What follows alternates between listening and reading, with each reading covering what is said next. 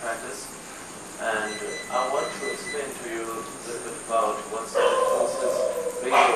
really means, how to be the Vajrayana practice, explains, because in the Vajrayana we have a lot of deities and many different forms of deities, and a lot of people doesn't have proper idea how it should practice, and it's quite different. You see, you should not treat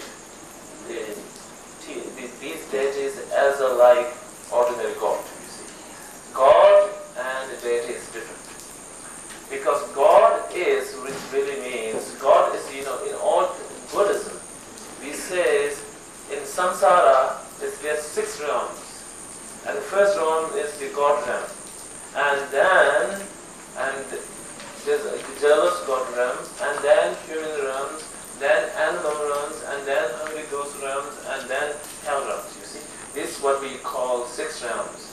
So within this, all sentient beings should be included. So I'm saying is the deity that what we practice and God is quite different. You see, God itself is already involved in samsara, which means in dualism, dualistic. So, but deity is beyond that. That's why in Buddhist view, especially in Mahayana view, we explain Buddhist view should be out of 2 extremes, which we call beyond the internalism and nihilism. You see, and this just the subjects came out because it's very important, because a lot of people doesn't know how to practice Vajrayana deities, and they just treat it as like God. You see, you have to make an offering, and then if you don't make offering, some people feel it will punish you. It's not something like that. You see, they're all bodhisattvas. You see, there's already 10 levels of the Buddhas and the bodhisattvas. It's not like ordinary God. And so, these 2 extremes, what I'm explaining is that there's one certain view which called there is God existing, and God created everything. You see, human made by God. Everything is God. God is permanent, and that never will change. There's some view that's what we call internalism, and that is still not the right view for the Mahayana's view. And then there's another view called nihilism. There's one view called they don't believe anything. You see, there's no causal effect. There's no God. There's no hell. Whatever you experience, that's it. When you die, it's finished. There's no reincarnation, or who doesn't believe. That's what we call nihilism. This is one of the views. So these 2 both views, according to Mahayana Buddhism, is the wrong view. So Buddhism, this view should be out of these 2 views. That's what we call middle view, or Mahayana's view. Madhyamaka, I'm sure you've heard of that. So emptiness, whatever it is called, emptiness is not something that there's nothing. Is that not the emptiness of what Buddha is talking about? That is very simple. If there's nothing is empty, emptiness is very simple, you see. But emptiness is Buddhist, what we're explaining is something you have to, only through you can understand it by experience, by meditation. It's not something only nothing. You see, it's not that that's emptiness. You see, a lot of people feel, especially these days, you see, in the West country, they read Buddhist talks, all these things, and they say emptiness. It sounds very good, you see, but they really doesn't know what really emptiness means. You see, they just, take as just nothing. You see, cup is empty. It can be emptiness, but it's not that simple. You see, so that's why the Buddhist view of emptiness is you have to learn, you have to experience, and years through practice, you see, and meditation that you can experience. Actually, that is that kind of emptiness beyond the 2 extremes of emptiness is the nature of the mind. You see, when you recognize that, then you can call it your Buddha, or you understand Buddha's level. You see, and also according to Kagyu tradition, we call understanding of the Mahamudra, and then Maha. There are a lot of different meanings, and also according to Sutra, you can mention Buddha nature. Tata Dada Gatva. It's these things. You see, so it's very important for you to know these views. You see, then with that view, if you apply when you practice deity, then it's very simple.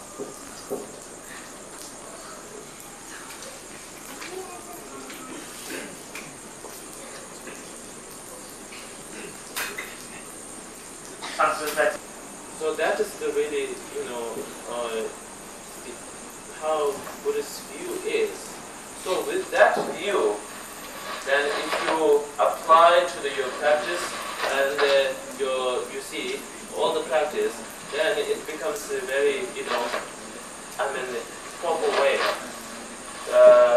For instance, like you see, in a Mahayana path, we call 6 parameters, you see, 6 professions.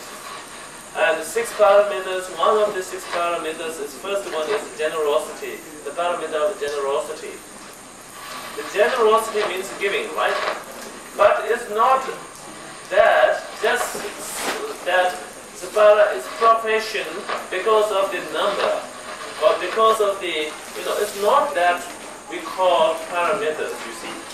The parameters, generosity of the parameters, because this, generosity itself is the skillful means of the method.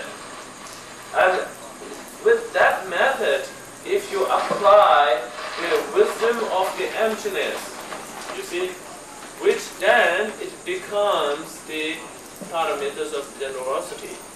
You see, in teaching, Buddha has said, right now I'm giving something to the poor man. So I have, because I don't understand the emptiness, if I don't understand, then I have a feeling or I have a feeling that I am the giver. And this one, what I have to give them, this person, and this is the object whom I give. So I have a feeling. So it becomes, and if I give 1 cent, it becomes 1, you see. If you give with the understanding of the emptiness, of wisdom, of prajna, and then it becomes, it's not by number, but with the understanding of the, without this cleaning, is the understanding of the empty of the stuff, and the empty of the material that what you're giving, and the empty of the object, you see, with the understanding of that emptiness, and then it becomes real profession of the generosity. So that's why I'm saying there's 2 main important is you must combine the skillful means of the method and the emptiness of the wisdom must go together. So in also same way, when you practice of the deities, also you have to do that, because, and then you can do how to visualize. And then obviously, since it's emptiness, you cannot visualize solid. And then since it's a method, you see, you cannot be, say, just blank. You see, so combining with that, and it becomes very proper. That's why Buddha has said, when he gives teachings, you see, now we're going very further, but it's quite important to know. Because Buddha said, absolute truth and relative truth. You see, in his teaching, he said, because he clearly said absolute truth and relative truth. The relative truth is like, example like, it's my hand. You see, relative truth, this is hand. It's truth, because when I call hand, everybody understands this is hand. And also everybody knows I can pick up this, you see, with hand. That's the relative truth. And absolute truth is like that. There is not hand. This is not hand, because this is one finger, and this has a different name, and all this has a different name. There's no such a thing you can call hand, one particular object, you see. It's all combined, and also this finger also you can divide it in many ways. nails and flesh and blood and bones, you see, many pieces, you see. So when you go further this way, there's no such hand existing. So that is really what we call absolute truth. You see, when you research, there's no hand. But just by, ordinary level or relative level, this is hand. So these two looks like a little bit conflict, you see, because there's one way, in the relative truth there's hand. In the absolute truth there's no hand existing. So, in the Buddhist view, this relative truth and absolute truth not against each other, you see. Because the relative time, it is truth. Okay, this is hand. And absolute truth, in absolute truth, there is no hand. So these not contradicting each other. That is what we call ultimate truth. Or you can say inseparable of the two truths. You see, that is what we call, and even when you do bodhicitta, there's two kinds of bodhicitta, relative bodhicitta and absolute bodhicitta, you see. The relative bodhicitta is like when I generate compassion, I feel very pity to this person. You see, I have clean. So that's why we call relative bodhicitta. The absolute bodhicitta with the understanding or with the combining with this emptiness and compassion, and then it becomes absolute bodhicitta. You see, so that's why all the practice of Buddhists, including Hinayana, Mahayana, Vajrayana, either sutra or tantra, doesn't matter. All the practice of Buddhists must base on these two aspects. It's very, very important. And also now, you see, like this time, I'm explaining you about Vajra Sattva, you see, sadhana. And it's very important you to know this, you see, Vajra Sattva, like, for example, like, you all know Avalokiteshvara, right? And many people feel Avalokiteshvara is like whom you think Avalokiteshvara is written in the drawing in the tanka with a white color and then four arms and sitting on the lotus. You see, that's what you think is the Avalokiteshvara. But that is actually just outer form of the Avalokiteshvara. It's not the real the Avalokiteshvara is. You see, the real essence of Avalokiteshvara is the embodiment of the all Buddha's Bodhisattvas compassion. Is the essence of the Avalokiteshvara. You see, it's not the figure. It's not the figure of the Avalokiteshvara. It's not the real the Avalokiteshvara.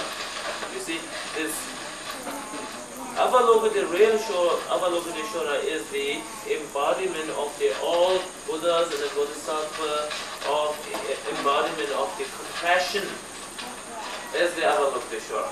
And the same way, Manjushri is in the orange color is not really the Manjushri. That's just the outer form, because since we don't know, we cannot relate it to that level, easily. So that way we need some form that we can relate it. This is the Manjushri, you see. That's why form is, the Manjushri. But it's the real Manjushri is the embodiment of the wisdom of all Buddhas and Bodhisattvas. That is the real Manjushri, you see. It's not something solid. There's no Manjushri. So same way, now today, about Bodhisattva of the Vajra Sattva is also, of course, I think you can get here this picture of the Vajra Sattva afterwards, you see. And this is, you see, white color and then holding the bell and Vajra. And this is the what form of the Vajra Sattva. But you must know, this is, you don't think, this is just this picture, what here is not Vajra Sattva. The Vajra Sattva, essence of a Vajra Sattva is the embodiment of the all Buddhas and the Bodhisattvas purifying all the defilements, you see, and bad karma. That is the real essence of the Vajra Sattva. And that's why when you do visualization, you should not think just with, Vajra Sattva sitting on your head. You see, solid and fixed. And if you do that way, meditation, and then it's very wrong. You see, and then it can cause a lot of troubles. So you have to think. You see, this is just figure, form. But real Vajrasattva is the embodiment of the Buddhas and the Bodhisattvas purifying all the defilements. You see, that is what I said. The combination or inseparability of the emptiness and form. You see, that's what we and in the teachings and a lot of explains. You have to feel you are deity. You see, if you really feel that fixed, you cannot be deity all the time, because two persons cannot be one, because it's both fixed. Reason that in teaching said you always can think you are Manjushri, because there's Manjushri is not fixed existing. You see, real Manjushri is the wisdom of the Buddhas and Bodhisattvas, and the real form of the deity is the emptiness of the inseparability of the form, seeing and emptiness. That is really the essence of the form of deities. And really the essence of the speech is the inseparability of the sound and emptiness, you see. And the mind, or I think one mind, you see. That is the essence of, that is the inseparability of the joyful and emptiness, you see. So that way you always can feel I am inseparability from deities. You can always feel, you see, because of the emptiness, you see, because of that. So you have to understand, when you do this visualization also, you should not solid make it, you see, otherwise you cannot lift up, because Vajrasattva is quite heavy, you see, and so you will have difficulty.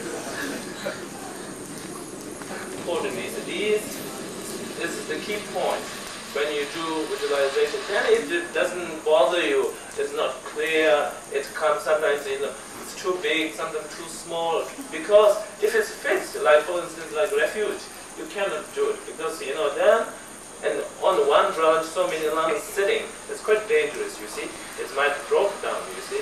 So that's why, since its visualization is not fixed, so you can visualize big, like universal, or small, very tiny. You see, it can, as long as it's clear, it's fine. Now I'm going to start with actual practice. So actually, based on that, when you visualize any deities or any bodhisattva in any form, you see, with the Vajrayana practice, with that, method that you have to visualize, you see, then it's, it's quite the right way. Because a lot of people feel, you see, in Buddhist view, if something existing there is, people feel it's wrong, which is quite true. But and then they obviously think it has to be nothing. That's also wrong. Nothing else also is not right. That's why Buddha said, everybody must accumulate merits. We have to serve, and we have to help others. And you lay people are helping for the monasteries, and all these things you have to accumulate. You see. So that's why purification and accumulation, two merits, must go together. So that's the main, how to develop your, this inner practice, you see. So now, above, now actual practice, I think, once you have text, you can go, I think it is 23, it starts, you see. And so, now yourself is, you don't have to visualize anything as ordinary yourself, being. And you don't have to visualize yourself as a deity, is nothing, you see, just yourself. And then above your crown, and lotus and moon disk, you see. On that, and I want to tell you, this is, you see, sometimes people don't understand all these, each, you see, the different visualization has a significance, you see. And the significance, which means, like, for instance, like the Vajra Sattva sitting on the lotus and moon disk, you see. It's not something just lotus. It has significance, you see. The lotus is significance of the relative truth, and moon is the significance of the absolute truth. And one on the, you know, on the lotus, on the moon is the means which is significance of the Vajra Sattvas, you know, and it is the inseparability of the two truths, you see. So that's the significance, these lotus and moon disk. Above that, Vajra Sattva, what I have explained to you, embodiment of the all Buddhas and the Bodhisattvas of purification of the bad defilements and bad karmas, you see. And who is inseparability of your guru. And maybe some of you doesn't have a guru. But doesn't matter, you see, you can think, I mean, obviously, if you don't have any particular guru, I think in this lineage, you can think His Holiness Karmapa is the main lineage holder, so you can think he is the guru, you see. Anyway, even you have a separate guru, lineage is coming through Karmapa, so you can, it's obviously his root guru, right? So that way, if you don't have any particular guru, you can think of His Holiness. Inseparability of His Holiness and Vajra Sattva. You see, form is Vajra Sattva. That's why it's clearly mentioned.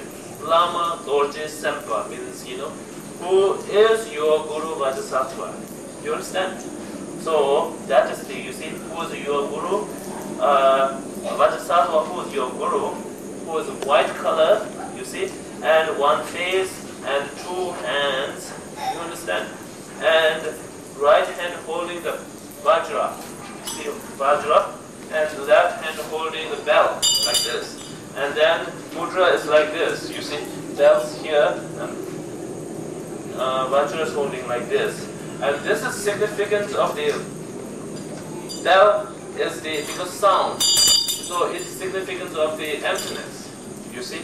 And this is the Vajra, the significance of the skillful means. So actually these together is inseparability, what I'm mentioning, you see, inseparability of the skillful means method and emptiness, you see.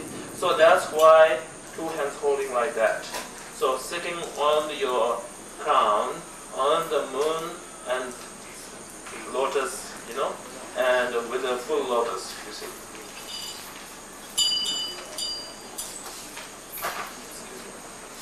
I mean, separate, or you know, from the Dhamma Dhatu, you see, which means the state of Dhamma Dhatu, you see, you understand? Dhamma Dhatu, you see, so that's significance of, you know, spiritual Buddhas.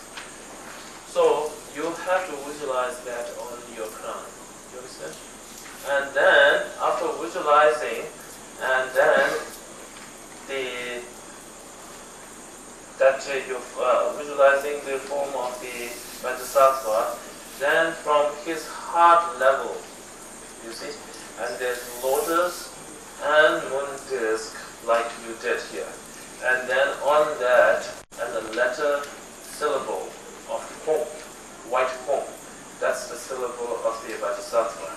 So, and you know, facing towards this way, and then from, you see, and then from the front of home, and then starting, you see, first we, you know, I mean, you have to put like that, starting 100 syllable on the ends of Sato Samaya, you understand? And Sato Samaya round the home, you see. So all this, you see, there's two ways to turning this mantra. One this way around.